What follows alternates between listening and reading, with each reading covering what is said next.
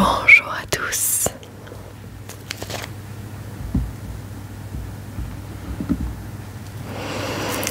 Les amis, je suis très contente de vous retrouver dans cette vidéo.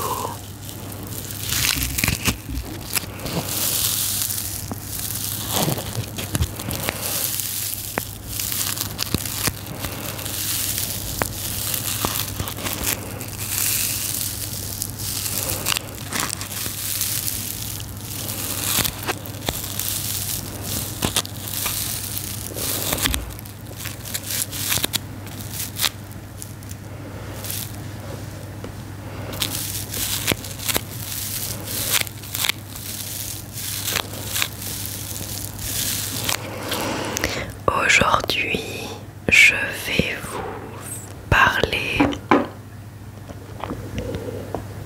Oui, mais ça va pas, il manque un truc.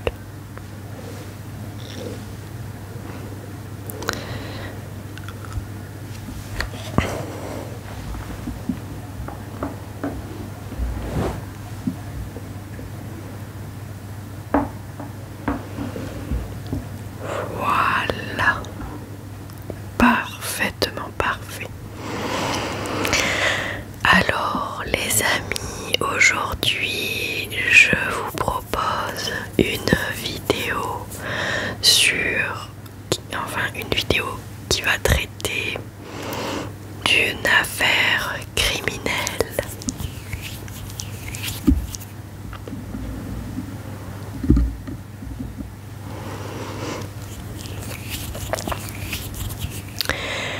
Alors, l'affaire criminelle du jour est l'affaire Roman.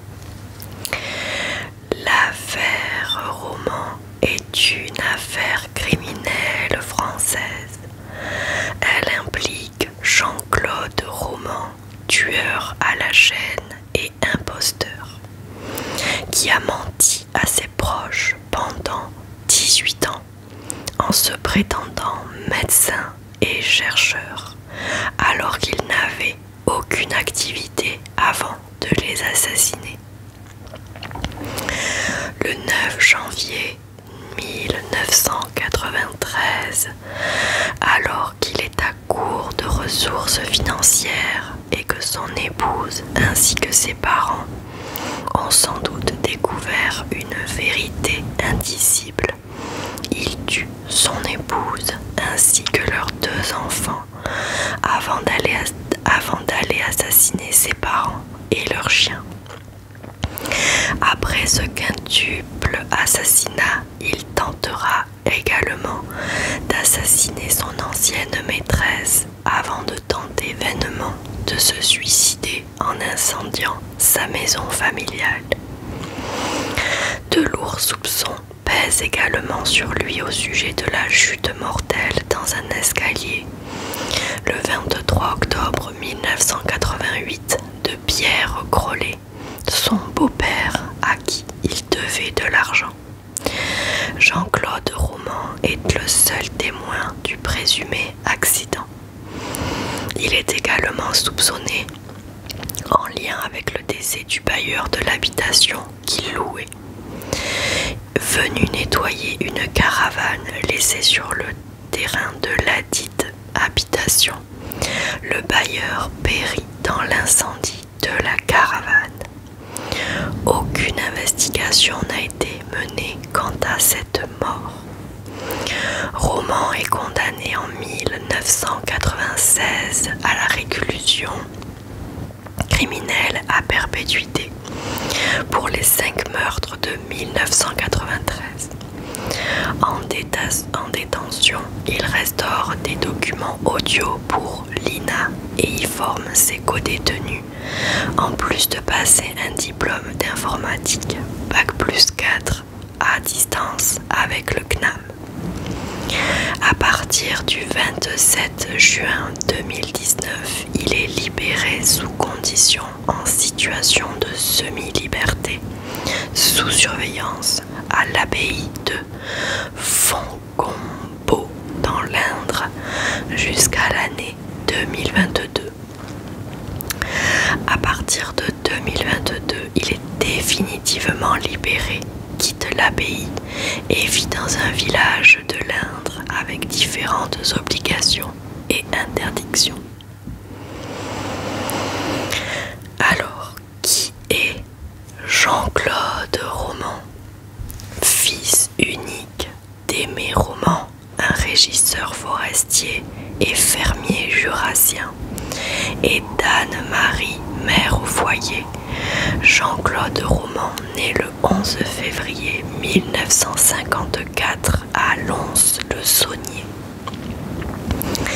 D'après ses anciennes connaissances au lycée, c'est un élève fuyant devant les responsabilités, avec des résultats scolaires tout à fait dans la moyenne, contrairement au mythe d'un supposé élève brillant largement diffusé dans les médias. Il passe tout de même avec succès le baccalauréat en 1971 avec un an d'avance. Il entame l'année préparatoire au concours des eaux et forêts dans le lycée du Parc à Lyon, mais abandonne après quelques semaines à la suite d'un supposé bizutage qu'il ne supporte pas. Il reprend l'année suivante, en 1972, des études de médecine, toujours à Lyon, mais ne dépasse pas le stade de la deuxième année. Il ne s'est pas présenté à l'examen pour des raisons inconnues, mais fait croire à ses proches qu'il réussit avec succès tous les ans. La supercherie fonctionne. Il continue d'assister aux cours les premières années, se montre pour les examens dans le hall d'entrée, n'entre pas et à la sortie affirme avoir décroché le diplôme de médecine. En réalité, il se réinscrit 12 fois de 1975 à 1986 en seconde année de médecine et s'invente un cancer pour justifier qu'il n'est plus en cours auprès de ses parents et de sa femme. En 1980, il a épousé Florence Grollet, pharmacienne qui effectue des remplacements à l'officine locale. Ils ont une fille, Caroline, puis un fils, Antoine. Ils habitent une location située route Bellevue, à Prèves-Saint-Moins dans l'Ain. Plongé dans le mensonge, sans travail, Roman berne sa famille et ses amis durant des années en se disant médecin et chercheur à l'INSERM, puis à l'OMS à Genève. Exemple paroxystique de mythomanie, il parvient à donner le change en lisant des ouvrages spécialisés pendant ses heures de désœuvrement. Convié avec son épouse à un dîner chez un ami médecin, Roman se retrouve à discuter avec un autre convive, cardiologue de profession, sur des sujets médicaux assez spécialisés. À la fin de la soirée, après le départ du couple, le praticien aurait parlé de Jean-Claude Roman à son hôte en ces termes. À côté de gens comme lui, on se sent tout petit. Il vit des sommes d'argent qu'il a escroquées au fil des ans dans son cercle de relations, parents, beaux-parents, maîtresses, sous prétexte de placement en Suisse. Il est allé jusqu'à vendre à prix d'or de faux médicaments contre le cancer et rembourse les uns avec les sommes empruntées aux autres, selon le principe dit de cavalerie. Alors qu'il prétendait assister à des congrès internationaux de médecine au Japon et aux États-Unis, il passe des journées entières sur des parkings d'autoroute près du lac Léman. Oh là là, elle a failli tomber. Ma tablette a failli faire un vol plané sur... Bref. Pas très stable.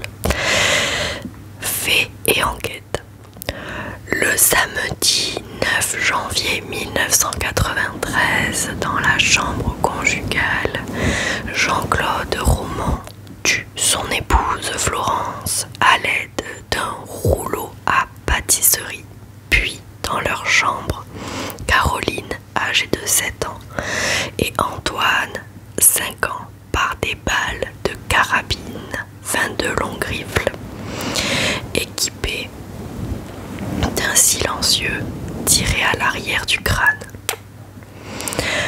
Après la tuerie, il range la maison, relève le courrier, sort en ville acheter des journaux, puis regarde la télévision.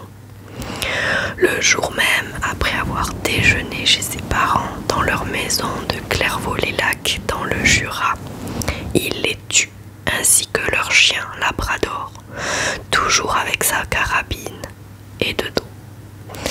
Il reprend sa voiture pour aller à Paris et passer la soirée avec son ancienne maîtresse Chantal de Lalande. Il a promis de l'emmener dîner chez son prétendu ami Bernard Kouchner près de la forêt de Fontainebleau. Il feint de ne pas retrouver le chemin, s'arrête dans une clairière de la forêt et tente de la tuer en l'aspergeant de gaz lacrymogène et en l'étranglant. Mais devant ses supplications, il l'épargne et la ramène chez elle. Enfin, il rentre chez lui après lui avoir fait promettre de ne rien dire à personne, prétextant souffrir d'une tumeur cérébrale qui affecte son comportement. Dans la soirée de ce même samedi vers 22h, il asperge d'essence le grenier, les lits de ses enfants et le corps de son épouse. Après s'être mis en pyjama et avoir avalé des barbituriques périmés depuis 10 ans, il allume l'incendie à 4h du matin. Le feu éclate à l'heure où passent les éboueurs, ce qui permet aux pompiers de les sauver. Les pompiers retrouvent les corps des enfants et de leur mère à l'étage dans leurs chambres respectives, imbibées d'essence.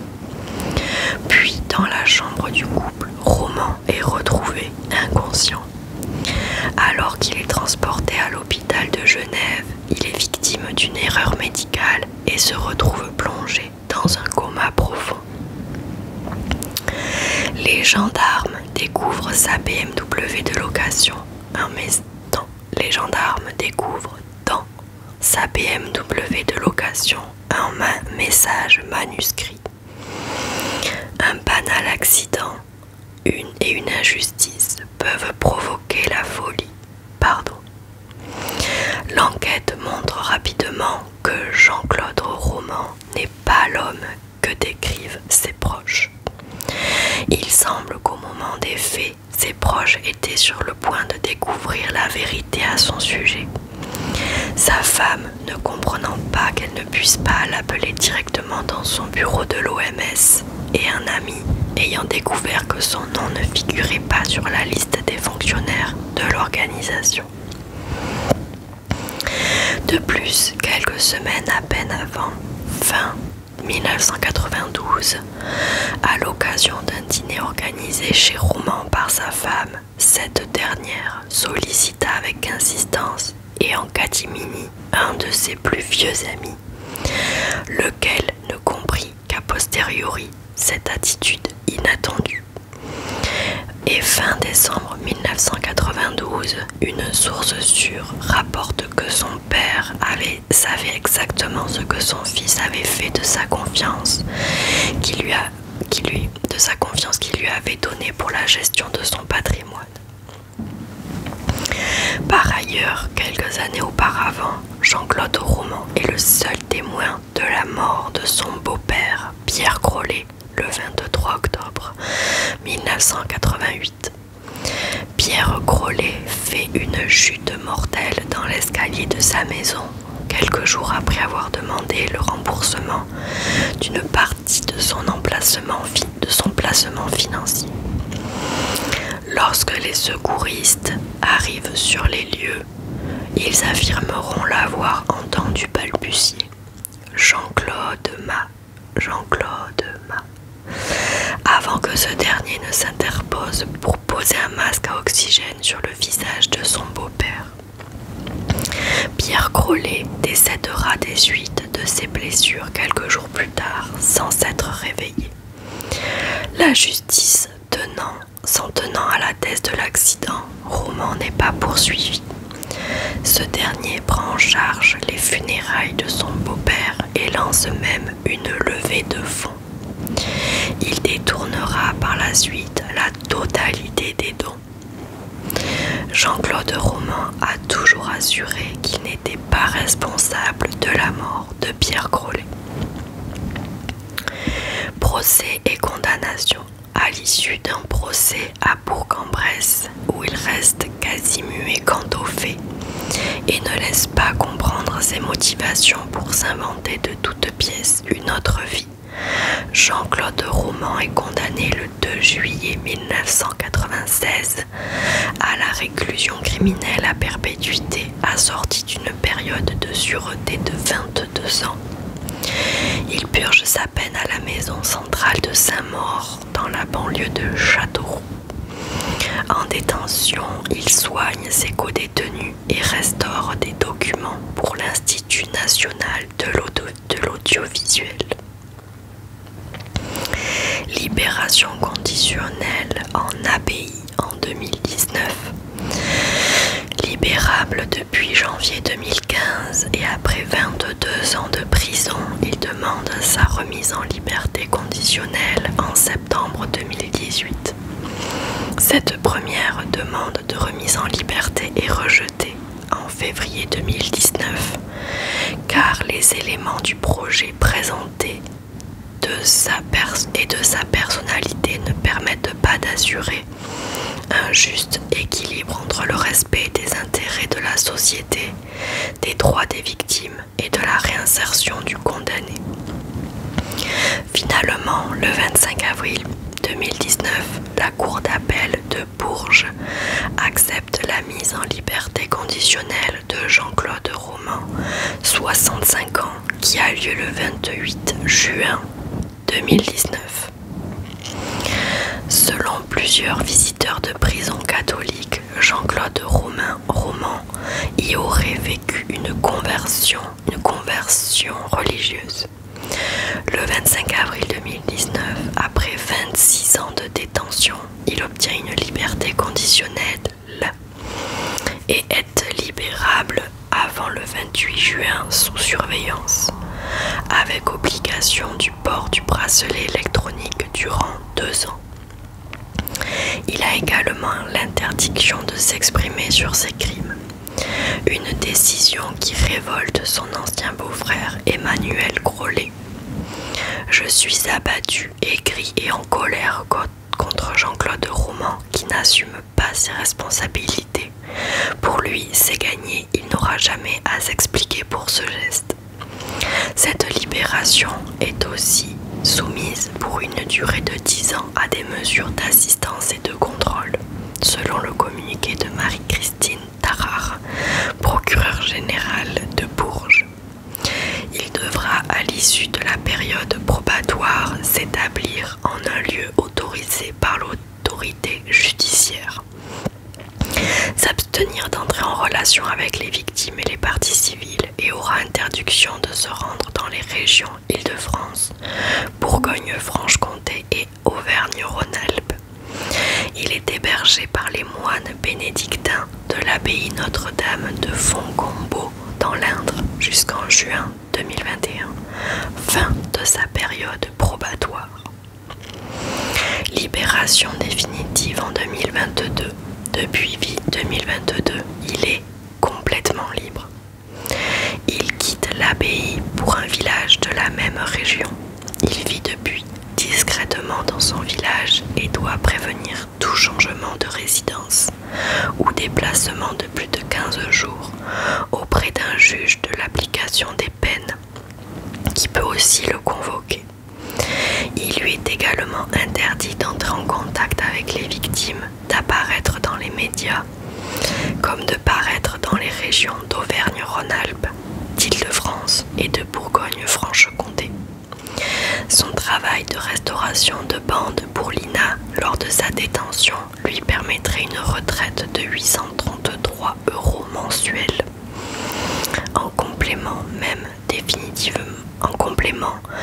Même définitivement libre, il a toujours l'obligation de payer des dommages et intérêts aux parties civiles.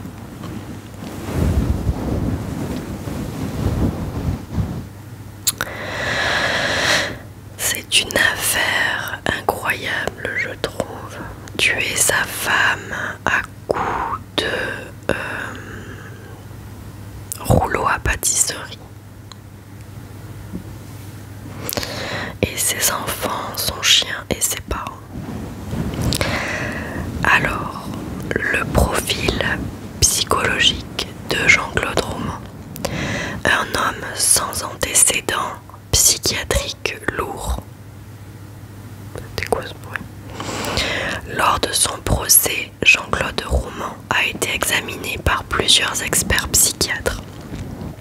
Tous s'accordent sur un point, il n'est pas atteint de psychose ni de maladie mentale au sens clinique, comme la schizophrénie ou un délire chronique. Il est pénalement responsable et ses actes n'étaient pas dictés par une perte totale de contact avec la réalité. Il n'est pas fou au sens classique du terme, mais son fonctionnement mental est profondément pathologique. Un mécanisme de défense, le déni. Le principal trait de sa personnalité est le déni. À partir de son échec en médecine, Roman n'a pas pu affronter la réalité. Plutôt que de l'accepter, il a préféré la nier et construire un monde parallèle, un monde où il était médecin, respecté, utile. Pendant près de 20 ans, il a refusé la vérité. Et peu à peu, il s'est enfermé dans son mensonge au point d'y croire lui-même. Une double personnalité apparente. Certains psychiatres ont évoqué une structure narcissique ou pervers narcissique, car Roman présente deux visages. L'un socialement acceptable, impeccable, poli, cultivé, discret, voire humble. L'autre dissimulé, manipulateur, menteur, capable d'une froideur extrême. Mais il ne s'agit pas à proprement parler d'un double au sens psychiatrique. Ce n'est pas un dédoublement de la personnalité comme dans les troubles dissociatifs. C'est plutôt une façade parfaitement maîtrisée, une personnalité construite pour masquer un vide intérieur. Une personnalité évitante et dépendante. Roman semble également souffrir de troubles de la personnalité évitante. Il fuit les conflits, il évite toute remise en question, il est incapable de supporter l'échec ou la critique. Il dépend totalement du regard des autres pour exister. C'est un caméléon social qui se conforme à ce qu'on attend de lui. Il n'est rien sans l'image qu'il projette. Un besoin absolu de contrôle. Roman a toujours voulu tout contrôler, son image, son emploi du temps, les discours autour de lui. Il ne tolérait pas que quelqu'un découvre la vérité. Ce besoin de contrôle explique en partie pourquoi, lorsqu'il s'est senti démasqué, il a préféré tuer plutôt que d'affronter la chute. Ce n'est pas un passage à l'acte impulsif, mais un geste de panique froide pour garder le pouvoir jusqu'au bout. Absence apparente d'émotion. Pendant son procès, de nombreux observateurs ont été frappés par sa froideur émotionnelle. Pas de colère, pas de larmes, peu d'empathie visible. Cela pourrait traduire une forme d'alexithymie, une difficulté à identifier et exprimer ses émotions, ou alors une stratégie pour continuer à se protéger. Roman semble profondément coupé de lui-même, comme vidé de toute affectivité réelle. Conclusion, un homme vide devenu son propre mensonge. Jean-Claude Roman n'était pas un fou ni un tueur par plaisir. Il était un homme vide, incapable d'exister sans mentir. Il a bâti une vie fictive si complexe, si bien ficelée qu'il a fini par devenir ce qu'il prétendait être. Et quand le réel est revenu frapper à la porte, il a tout détruit, sa femme, ses enfants, ses parents, pour pour éviter de faire face à ce qu'il était vraiment. Ce qui rend cette affaire si troublante, ce n'est pas seulement un crime, c'est une tragédie de l'identité.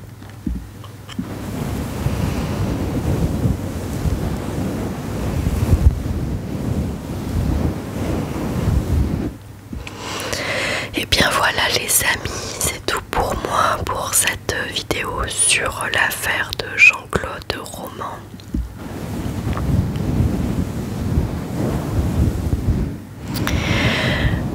J'espère que cela vous aura détendu malgré tout. Je vous remercie d'être toujours là, de me regarder, d'écouter ce que j'ai à dire de vous. Merci de continuer à m'encourager, me soutenir, ça me fait très plaisir. Et d'être toujours bienveillant et d'être toujours là quoi. Et ça me fait super plaisir, ça me fait chaud au cœur. Même si j'avoue que en ce moment les statistiques sont catastrophiques. Mais bon, ça c'est pas grave, ça repartira peut-être d'ici quelques semaines, quelques mois. Voilà, on verra. En tout cas, merci à tous ceux qui me rejoignent. Et je vous fais de très gros bisous les amis.